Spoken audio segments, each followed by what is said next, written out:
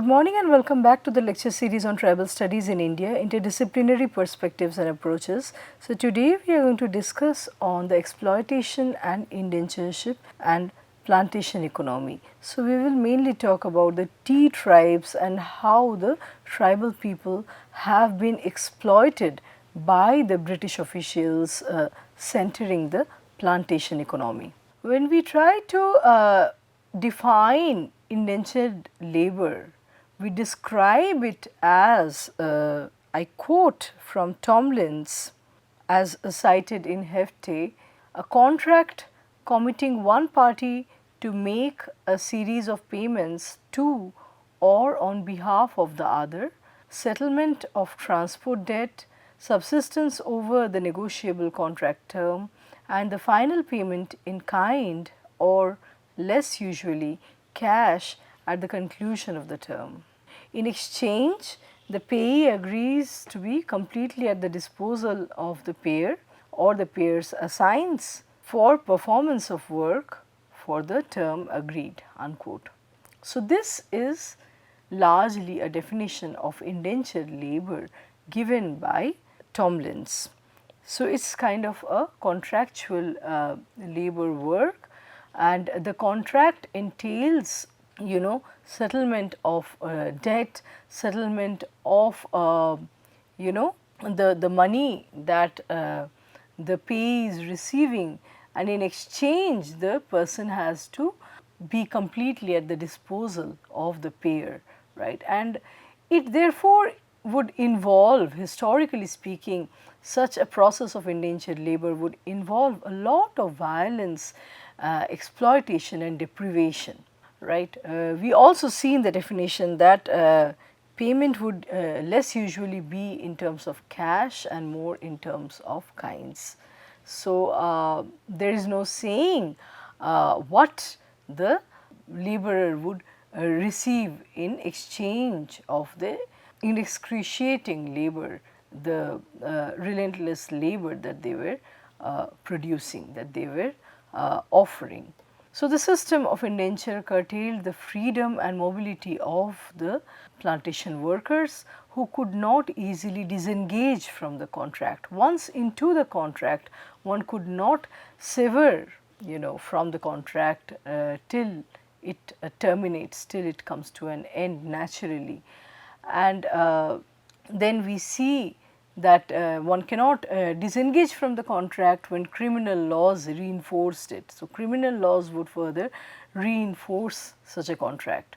Refusal to work, any kind of misbehavior or other transgressions on the part of the plantation laborers, any transgression in terms of disciplinary codes would be considered as punishable breaches of contract that led to fines, hard labor or imprisonment or incarceration. With the British advent in India, tribals started losing their land and forests. We have already talked about that. And as the colonial rulers gained control of those vast stretches of forest lands and forest resources, they initiated various plantations in those areas, including coffee, tea, indigo, jute and so on. The establishment of plantations generated the demand for labor to cultivate these agricultural items. The Britishers found the tribals to be the most suitable people for such hard physical labor and cleaning of forests. Large numbers of tribals were forcibly or deceptively recruited into indentured labor systems. So, we see that the people, the tribals who were originally forest peoples and who had lived in forests ancestrally for generations together and who considered the forest as their home were now being exploited as laborers working in the same domicile, in the same space that they considered as their domicile or their home. They had reduced into laborers in their own home. Many a times it would be the local tribals working in the forests where they lived freely, or at other times, as I will subsequently discuss, there would be tribals brought from other geographical areas in India, to till the lands in another tribal area, right.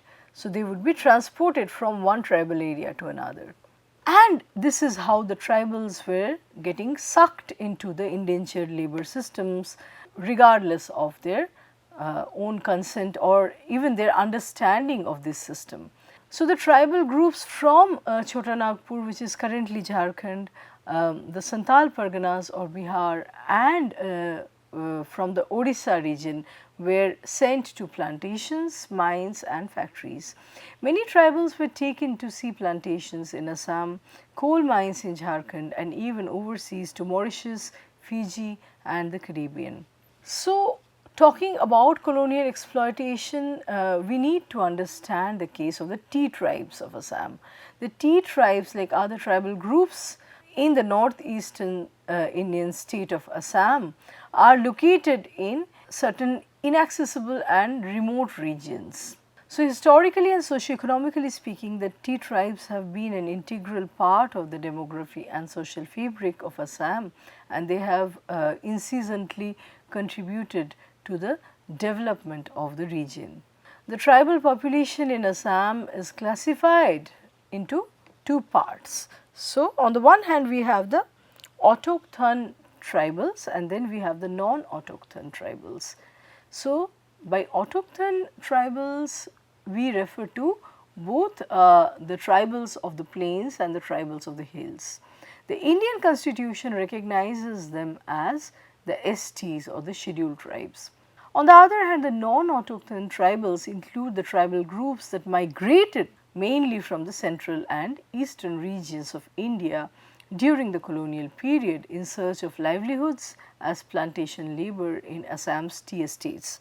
Here we need to understand that a large section of the non-autochthon tribals were taken or transported from the non-tribal areas to the to Assam for working in tea gardens against their wish. However, they have not been recognized as STs and there is a lot of contention, there is a lot of grievances of the latter centering this issue. The British introduced tea to the region and developed the tea industry in Assam for their own benefit. The establishment of tea plantations set into motion the colonization of Assam by the European planters. So, with the tea plantation, the European planters actually seized the lands in Assam. Colonial officials observed the potential for tea plantations in the region. The first tea garden was established at Chabua in the Dibrugarh district of Upper Assam, and then in 1840 the Assam Tea Company started commercial production. The setting up and expansion of tea plantations required labor force. So, man force was required to run this establishment, this huge establishment. While initially people from the Bodo Kachari tribes of Assam, the local tribals of Assam were recruited to work in the tea plantations, mass recruitment of local people was proving difficult because these tribal groups preferred cultivating their own land and were at many times unwilling to do wage labor. Therefore, the colonizers considered the Bodo groups and the Kachar groups to be lazy and they started looking for options beyond the western territory of Assam. Thus, the mission to obtain suitable labor, commonly known in colonial vocabulary as tea coolies, the search for tea coolies began. The first attempt at importing cheap labor from different regions in India started in 1853 between December 1859 and November 1861. Transporting of labor from outside Assam was not very easy for the colonial planters back at that time. Diseases, lack of transportation facilities, poor roads and civil conflicts were some of the major obstacles that they faced. Hence, it required extensive recruiting machinery. The Tea District Labour Association, or TDLA in short, was established to systematize and coordinate the entire recruiting process and have a coordinated coordinated efforts for recruiting tribals as tea coolies from other regions of India outside Assam. The Britishers' first solution to their labor problem was importing Chinese coolies from Singapore. However, en route the Chinese got into a brawl or a skirmish with some of the Indians. 60 Chinese were arrested in the process and jailed by a local magistrate, and the remaining of them therefore refused to go on alone to Assam.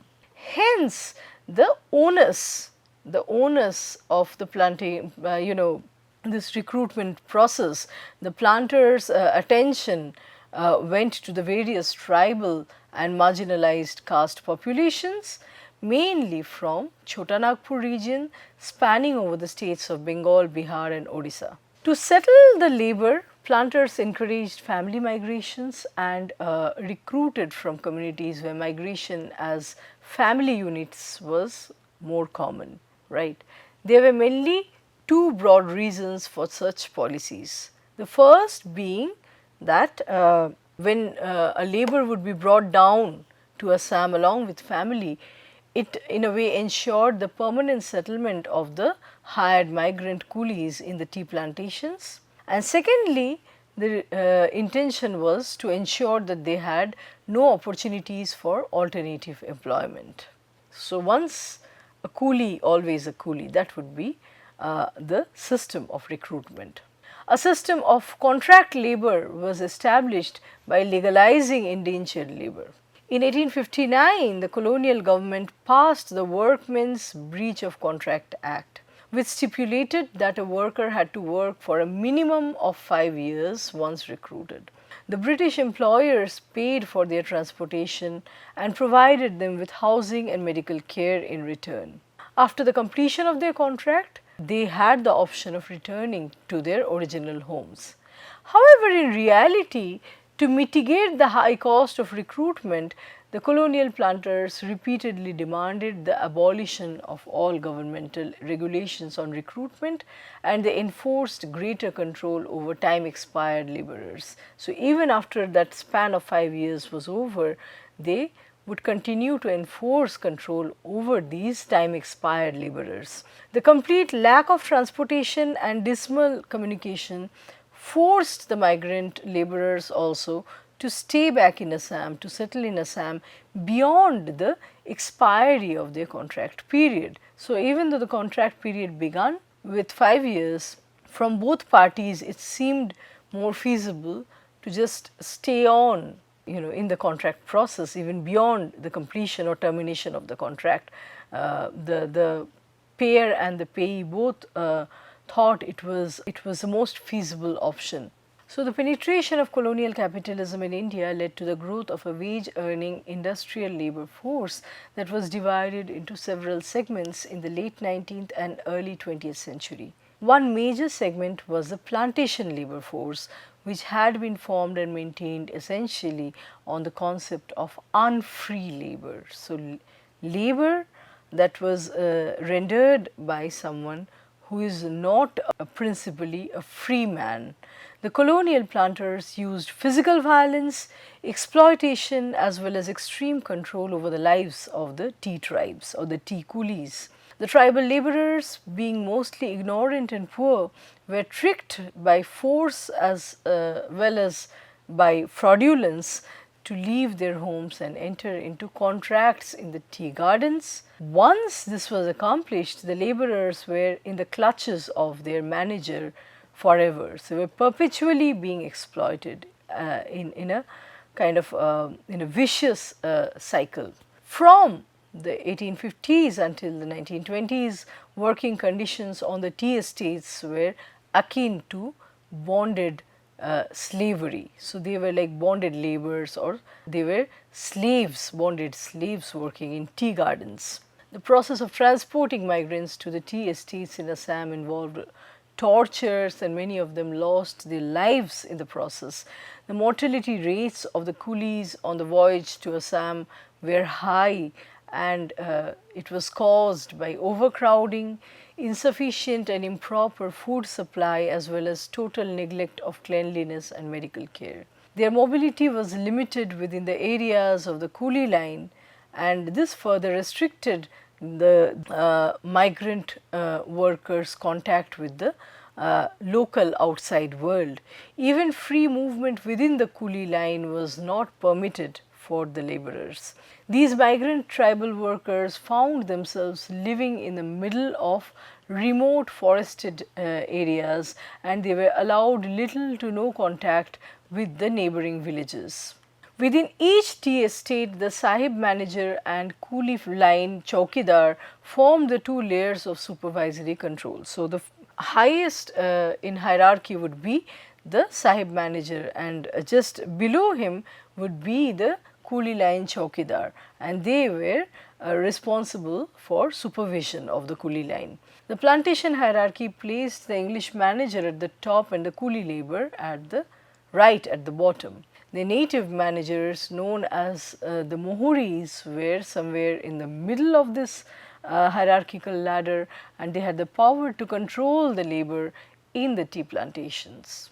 The rudimentary habitation spaces and lack of basic amenities made the exhausted and overworked workers vulnerable to debilities and diseases. So, their habitations were poor, the basic amenities such as drinking water and proper construction were lacking, which debilitated their general wellness, and they were exposed to a number of diseases. Additionally, the acute shortage of food supplies in the province, precipitated by the burgeoning population, created a famine-like situation in the gardens. All these conditions together caused widespread destruction and death among the tea laborers. Throughout the colonial regime, planters exerted extra legal authority by the practicing of flogging or whipping the laborers, a form of physical coercion to control the laborer. For the planters, it seemed natural that laborers who deserted or disobeyed them should be flogged. Whenever there was a fight for the rights of the workers, the planters would swiftly suppress their strike with force. The wages given to women, men and children were highly discriminatory.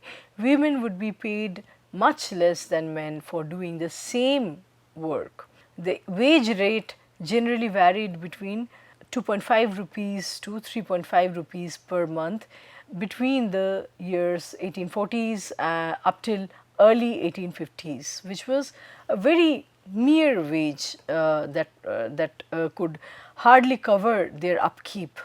In 1864, while a free laborer was able to earn a wage of 7 rupees per month when employed by the Public Works Department, the going rate for wages in the Assam Company's plantations was only 4 to 5 rupees. The average wage earned in many tea gardens was even as low as 3.5 rupees a month. Besides, child labor was allegedly being practiced inside the tea industry, and these children would be employed for plucking, weeding, hoeing and nursery work. Thus, we see that the colonial capitalist labor market was extremely exploitative towards the migrant tea garden laborers.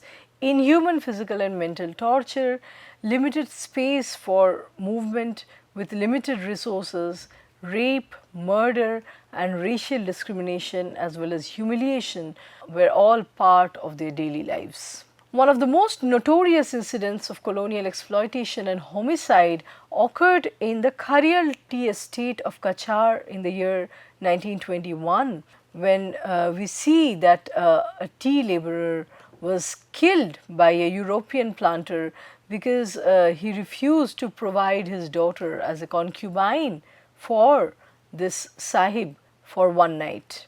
These tribals were tricked into working in the tea plantations as well as in the mines and in the factories. When capitalist colonials developed plantations in Assam and Bengal, more than 10% of the state's tribal population had migrated to other regions. And this is an information we get from 1901 census.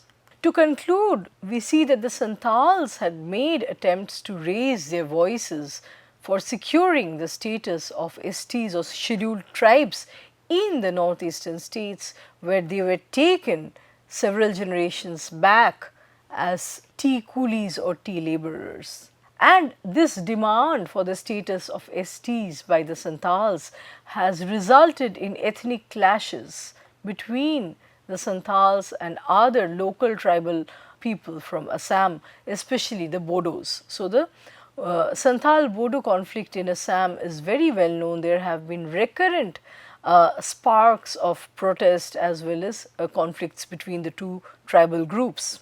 Due to the lack of representation in the socio-economic and political space, the Santhal community is not able to put forward its issues in the Assam state. The young generation is educated and working as professionals in different fields and in different areas. However, there is still a scarcity of representation from among them. Colonial planters, therefore, one can say, had left Assam, but the life they imposed on the tea tribes endures to this day in the tea gardens. So, in the post-colonial times also, the colonial rules or the colonial impositions, the plantation economy's adverse effects come back to haunt the laborers, to haunt this entire generations of tea tribes and tea coolies. With this, we come to the end of our lecture today. Let us meet with a new topic and another round of discussions in our next lecture. Thank you.